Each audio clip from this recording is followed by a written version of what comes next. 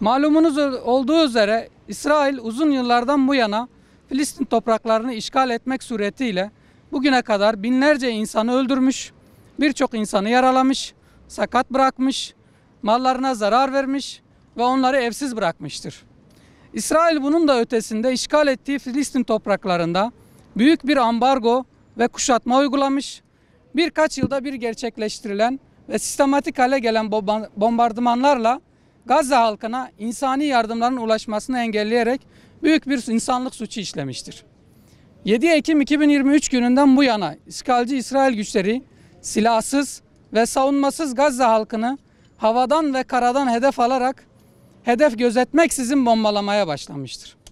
İşgalci İsrail rejimi hava saldırısıyla yetinmeyip Gazze halkına giden insani yardımları durdurduğu gibi İsrail Savunma Bakanı 9 Ekim 2023 tarihinde yaptığı açıklamada Gazze şeridinin tam ablukaya alınacağını ve bölgeye elektrik, yakıt ve su sağlanmayacağını kamuoyuna duyurmuştur. İsrail Savunma Bakanı aynı zamanda Gazze halkını insan gibi görmediklerini açıkça deklare etmiş ve yaptığı açıklamada insansı hayvanlar ile savaşıyoruz diyerek Gazze halkına özelinde tüm Filistin halkına devlet olarak bakış açılarını açıkça ortaya koymuştur. Bu süreçte İsrail hiçbir hedef gözetmeksizin okul, cami, hastane gibi savaşta dahi mutlak surette korunması gereken insanların topluca bulundukları alanları bombalamak ve doğrudan sivilleri hedef almak suretiyle binlerce insanın ölümüne ve yaralanmasına sebebiyet vermiştir.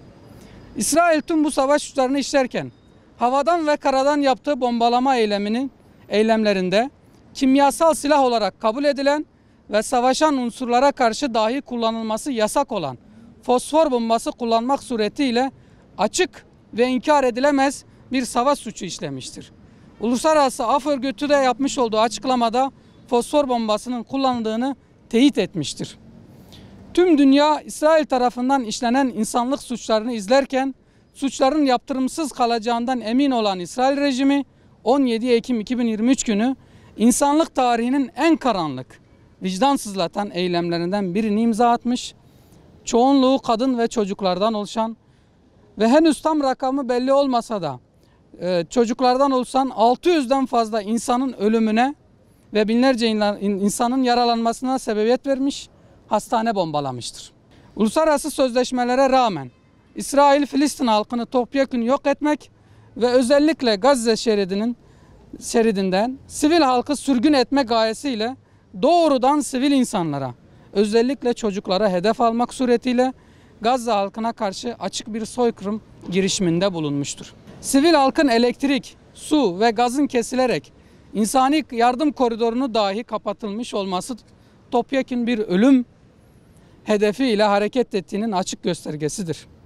Savaşın masumları, çocukların açık hedef haline getirilmesi ve tüm Filistin halkına yönelik kullanılan insansı hayvanlar sözü dahi söz konusu suçu işleyen şüphelilerin amaçlarını açıkça ortaya koymaktadır.